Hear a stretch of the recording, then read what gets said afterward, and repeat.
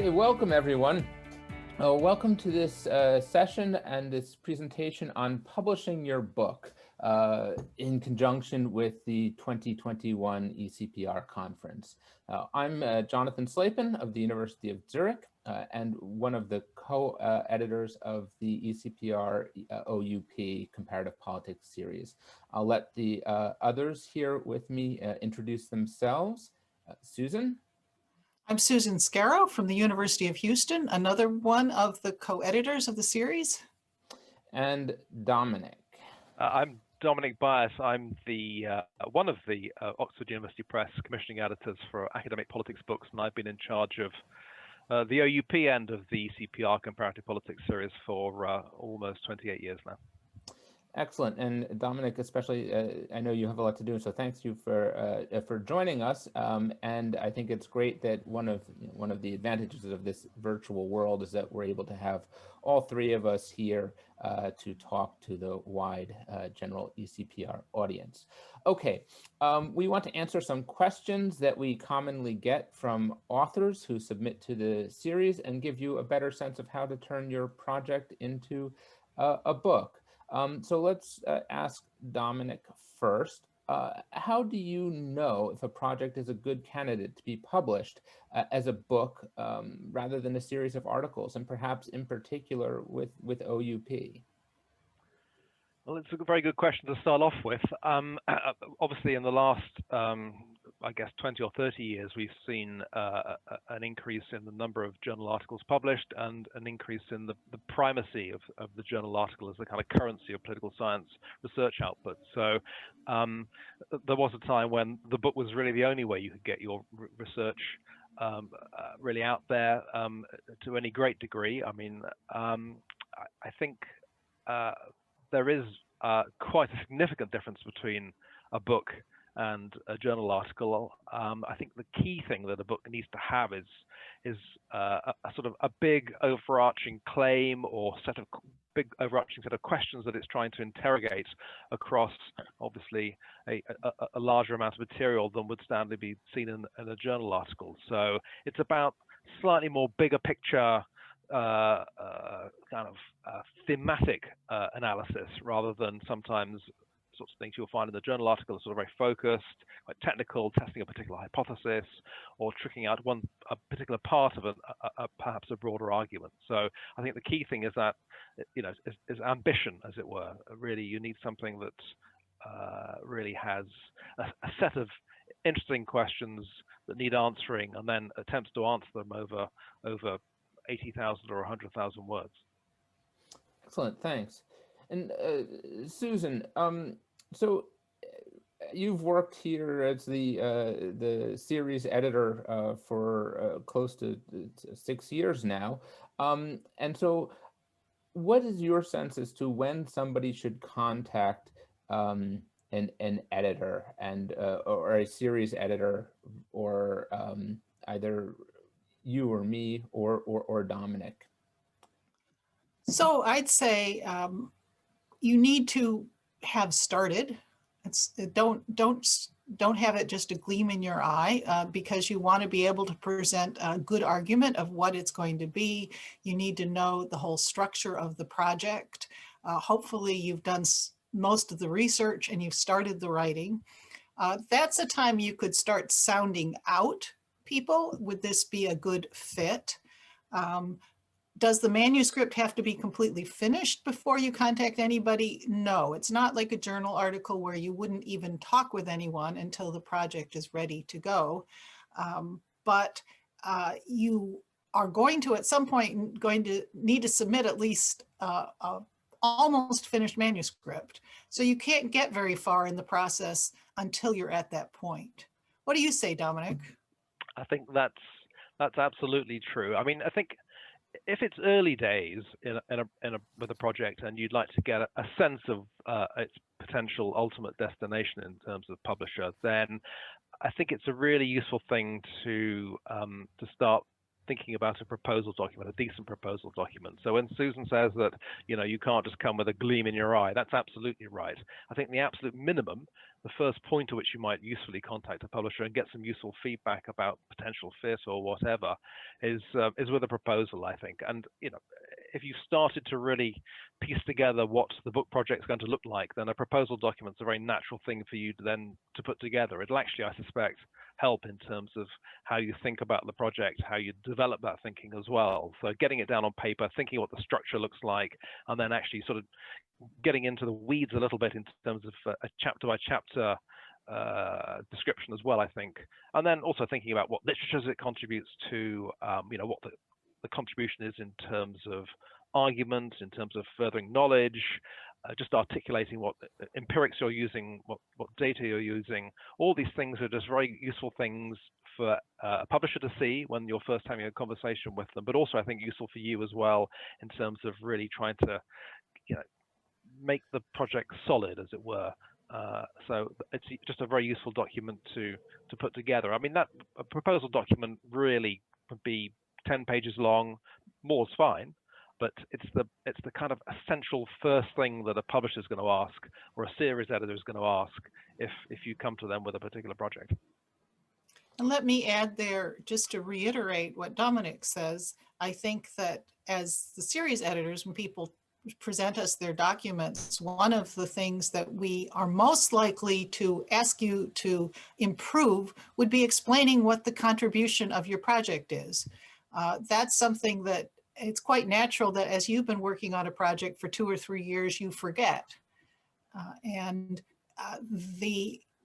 We may help you, but we may suggest that you do a little more to sell it, because that's the big thing. So as obvious as that seems, remembering to explain why this would be a good book and not just what kind of book it's going to be is really important. I think that's exactly right. I mean, I get to see, as a publisher, and you guys get to see as series editors, a large number of proposals each year, and it's important to stand out from that number of proposals. I think so. If you can just very clearly articulate what it is that you're doing and the contribution that it's making, how it's adding to the sum of human knowledge, that's an excellent thing to do. There is a fine line to walk as well, though, I think, which is I think you do want to sell the project in that quite sort of neutral sense of sell, but what you don't want to do is really kind of weigh in and bang on endlessly in the proposal about how super important the project is, how spectacularly brilliant it is, and all those sorts of things. I mean, obviously you're going to be enthusiastic about your work, and you very much hope that the publishers are going to be enthusiastic and the series editors are going to be enthusiastic as well, but it's also up to them to draw their own conclusions about the extent to which it fits with the series, for instance, but also the extent to which it really is making a stride forward. So early pointers in the proposal about what the contribution is, fantastic, be very clear about that, but don't go in for the hard sell. That's probably the other extreme you need to avoid. Yeah, I think it's that, just to briefly add on that, I think it's important to remember that selling a project means talking about how it makes a large and important or an important contribution to an academic discipline and to a research area. And we all know that academic research is, we're not out there to change the world or to write a New York Times bestseller. We're out there to make a contribution to a set of literature. And what the proposal needs to do is talk about, what is the question that is going to be of interest to political scientists in your area and perhaps the field more broadly, and how do you address that question in an interesting and important way? Yeah, I think that's exactly right, John. There's a point in there as well which I think is worth really bringing out, and it's that what we're doing here is we're publishing research outputs, and that's important work to do. It's a great thing, yeah. And you want your research to reach the broadest conceivable audience, but that's a professional audience of fellow political scientists researching in the same area or similar areas. What you're not doing is as John says, trying to aim to publish a New York Times bestseller, or even a book which is going to reach out to any kind of non-specialist, non-professional audience. It's about making sure that your research is known and engaged with by your contemporaries and your fellow researchers. Excellent. So Dominic, we often ask authors to also submit a CV when they submit the prospectus. Why? How does that help? And what do you look for? Right. That's, again, a very good question. Now, I mean, hopefully this will throw a little bit of sunlight in on magic in terms of the publishing decisions that I would make as an editor, and that I would make in conjunction with you as series editors.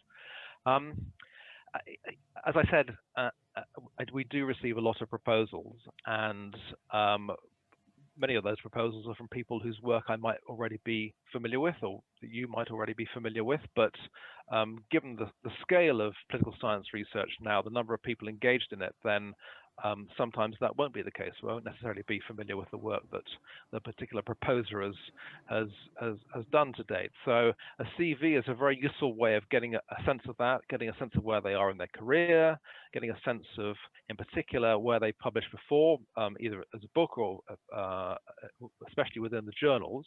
And we'll take some important cues from that, I think. We'll look at the journal list and see which sorts of journals the author has been publishing in. And if you've been publishing in good journals, then that's definitely going to give you an advantage in terms of the way that we look at the proposal, our attitude to the proposal when we see it. If you've got a very slim publishing record and rather more obscure journals, then that's going to be a little bit more tricky, because we do have to make some relatively swift and quick decisions about which things we're going to really sort of sit down with and pay very close attention to, and which things we think, well, okay, this isn't really going to work with us. So a CV is a very useful way of us getting a sense of the sort of, as it were, career trajectory of the person who's proposing. And that's important for us because, we want to be publishing the very best political science research in the series, and also more broadly at OUP. And so that's a very good way to get some indices of the likely quality of the research. Thank you. I'm going to shift briefly and talk a little bit about what I see my role, and Susan, you can chime in here too, as sort of our roles as series co-editor. And then Dominic, I would like you to tell us a little bit about what you think our role is and how it obviously differs from your role. So I view our role as, in part anyway, a mentoring and sort of outreach role, in that unlike perhaps sending a proposal off to Dominic right away, I think anybody should feel comfortable in approaching myself or Susan, or this, we'll have a new series co-editor very shortly, and whomever that is. Feel free to get in touch with us if you have questions about the book publishing process, if you have questions about whether your prospectus is ready to be sent off.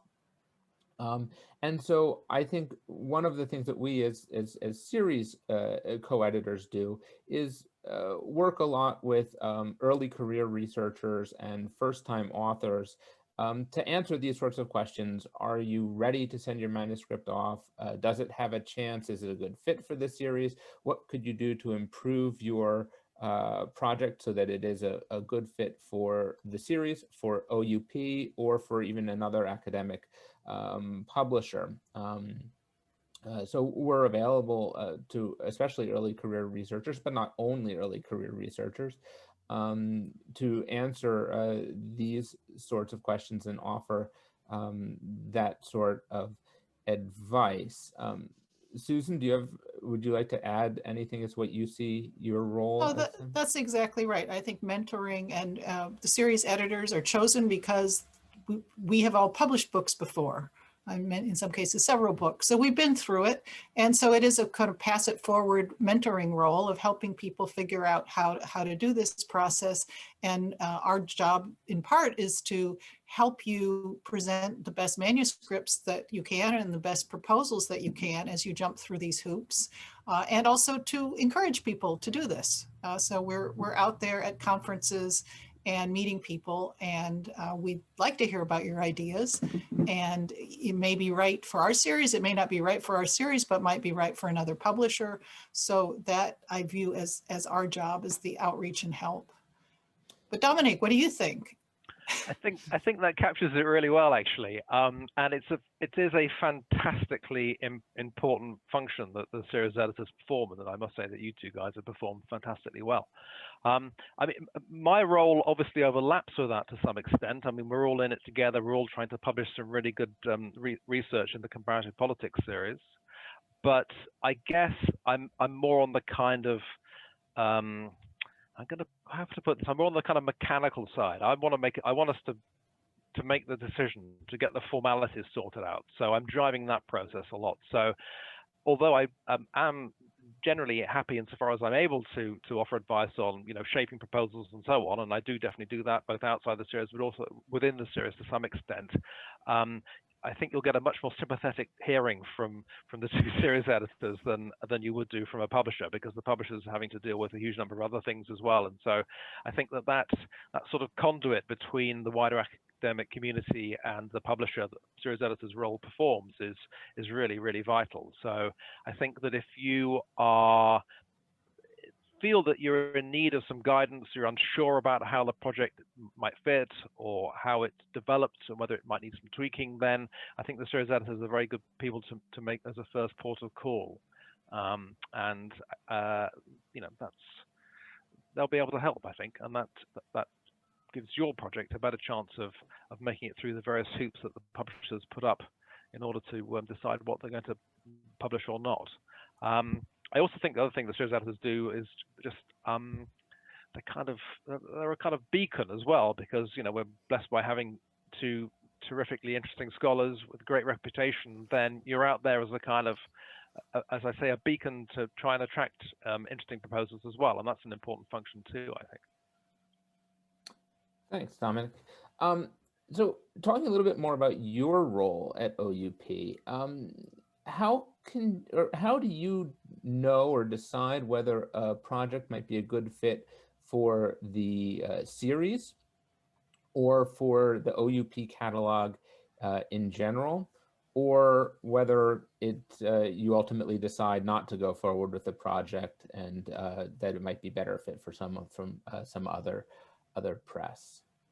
Yeah, that's a really good question, because that can seem from the outside a little bit arbitrary at times, I think. In terms of the series, I mean, I think one of the things that makes a series successful, in the way that I like to think that the comparative politics series has been successful, indeed it has been successful, is having quite a clear series identity. Now, that's a very nebulous idea, to be honest with you, but I know what I mean when I say it, but articulating it is actually quite a tricky thing to do.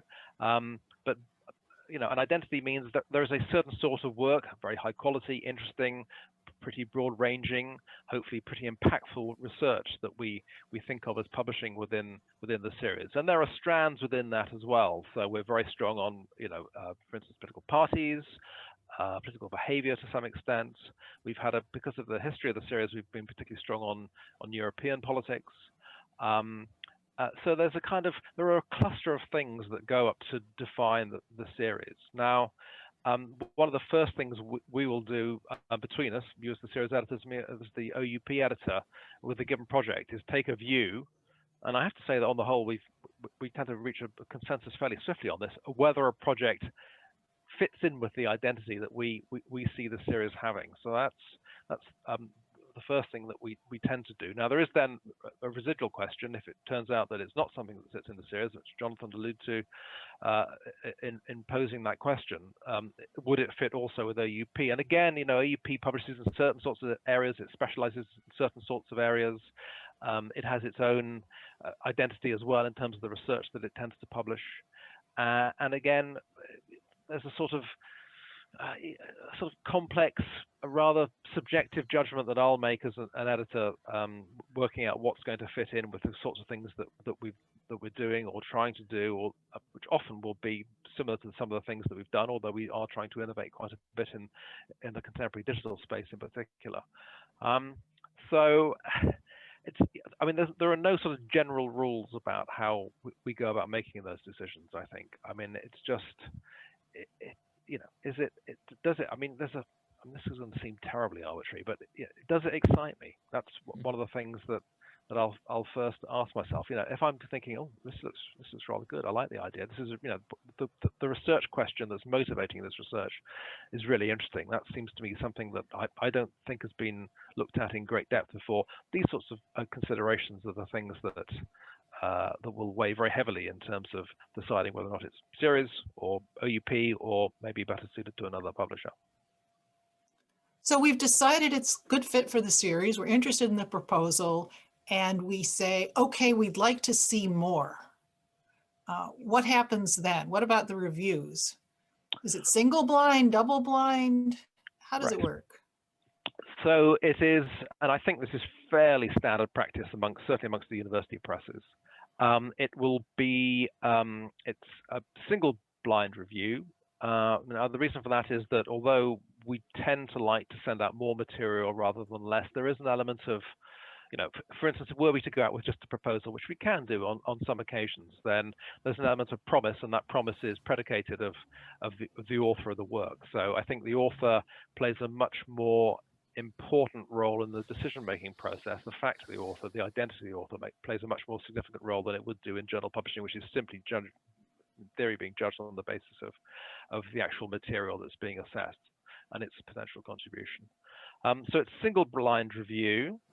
What will happen is that the three of us will have a conversation about potential referees, and those referees are people whose judgment, on the whole, we know that we can trust. We've got a sense that they're going to offer a sensible judgment about something.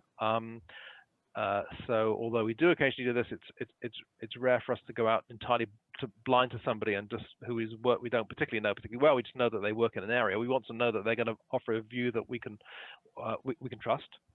And we will go out to usually 3 or 4 people in the first instance to try and get their views. We need a minimum of 2 sufficiently positive reports from those referees on the material that's being assessed in order to be able to move forward. Sufficiently positive means, you know, them ultimately saying, look, this looks like good work, but perhaps X, Y, or Z need to be done. And then we usually ask the author to respond to the suggestions or the criticisms that the referees have made. And then, providing the series editors are happy, I'm happy, we then go through the process of approaching the OUP academic board, who are known as the delegates of the press.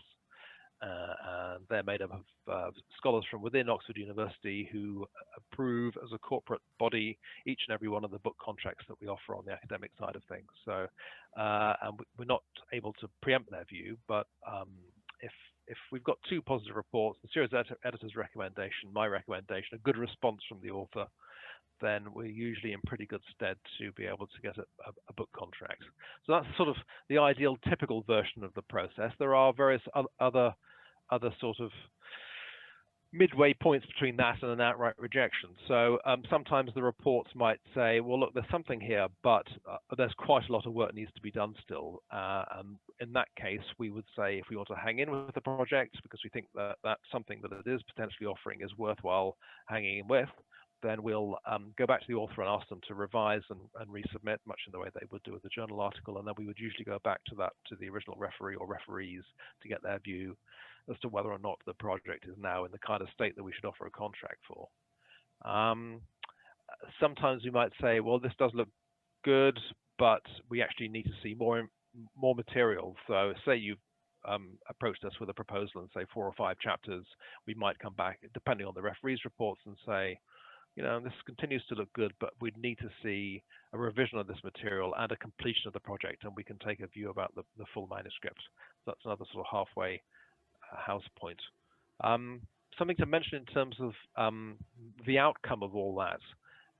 If we've had a proposal and perhaps a proposal and just a small number of chapters refereed, then it would usually be the case that assuming that our academic board are happy with it and the series editors are happy with it, we offer a contract. It would usually be the case that we then, after contracting and the final manuscript, complete manuscript is delivered, we would usually then get a referee's view of that final draft as well.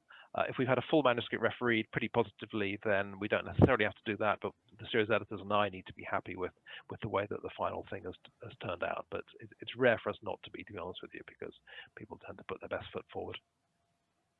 Let me add to all of this that from my point of view, from what I've seen of the referee reports that we've gotten, they're very high quality.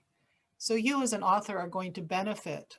It's not just about yay or nay, but you will get really helpful suggestions. These are high quality and conscientious reviewers who tend to write 2 or 3 or 4 pages, sometimes very detailed and very helpful. So this is also part of the process, is not just on the way to getting a contract, but on the way to getting a high quality manuscript. So it can be very helpful and I think benefits, especially if you're sending in a manuscript to be reviewed that's about 80% done. So you're not completely committed to it yet. You can still make tweaks. You can get some very important and useful feedback. And the other thing I'll quickly add is that I think that the reviews, and just for first-time authors, reviews for books do look rather different than reviews for journal articles. So Dominic can maybe tell me whether I'm wrong, but I think that in the reviews that I've seen, I've rarely seen somebody come back, and even for my own books, rarely seen a review come back and said, oh, you didn't include this control variable in the regression model on page 155. In the same way that somebody might say that you might get that sort of criticism for a journal article. The reviews, the criticisms tend to be more about which analyses are convincing, what would make the whole argument, the project as a whole, more convincing, what sort of broad type of evidence is missing or could be strengthened, rather than I don't mean to say that journal article reviews are nitpicky, because they're often it's not necessarily nitpicking. It's just a slightly different form of critique and suggestion for improvement. I think that's absolutely right, John. There's a related point there in terms of the refereeing process, which is that I think it's fair to say that a book editor working with series editors on the whole has more discretion in terms of the report that they get than a journal editor might do. I think the journal approach tends to be pretty formulaic in terms of how it deals with negative reports in particular. So if we have a project and we get, let's say, 4 reports in, it's on the high end, usually we'd hope to get 3, so we have a tiebreaker. But say we had 4 reports, 2 of which were decently positive, 1 was pretty critical, and then 1 was sort of intermediate, then that's still we're in a pretty strong place there, I think, depending on the nature of the criticisms that the 2 more negative reports have come up with. So, and if it's a project that we series editors and the OUP editor like and think that it's going to be a good contribution to the series, then we can probably proceed on the basis of that, providing that the author then responds in decent fashion to the more critical parts of the body of reports that we've got. But so it's not, one bad report doesn't knock a project out in the way that it might do with a journal submission. Great. So as we wrap up, do you have any final words of wisdom to share, Dominic? Any advice? Words of wisdom. I think if you're unsure about submitting to the series, then as we've touched on this already, then the series editors will always be will lend an ear and be happy to give you some advice on that. But don't be afraid to approach me as a publisher or any publisher. I mean, on the whole, publishers are in the business they're in because they want to publish books, and they're always interested in new projects and new ideas. And so if your project is not a natural fit with, for instance, a series or with that particular publisher, then you'll with a bit of luck, you'll get a fairly prompt reply, and the editor will just say that, or the series editor will advise you of that. So, you know, don't hesitate about it. Do get in touch, because we're all in the business of publishing interesting books, interesting research, and so the only way we find out about that is by people saying, "Hey, I've got some interesting research." Well, thank you, Dominic, for sharing your experiences with us and with the audience. We hope we've answered some questions today. If you are considering submitting a manuscript, feel free to reach out to us. You can find the names of the current editors. Whenever you do this, just look at the ECPR website. You can find us at conferences. We're just an email away. And we look forward to hearing about the interesting projects that you are working on. Absolutely. Absolutely. Thanks, Susan. Thanks, Dominic.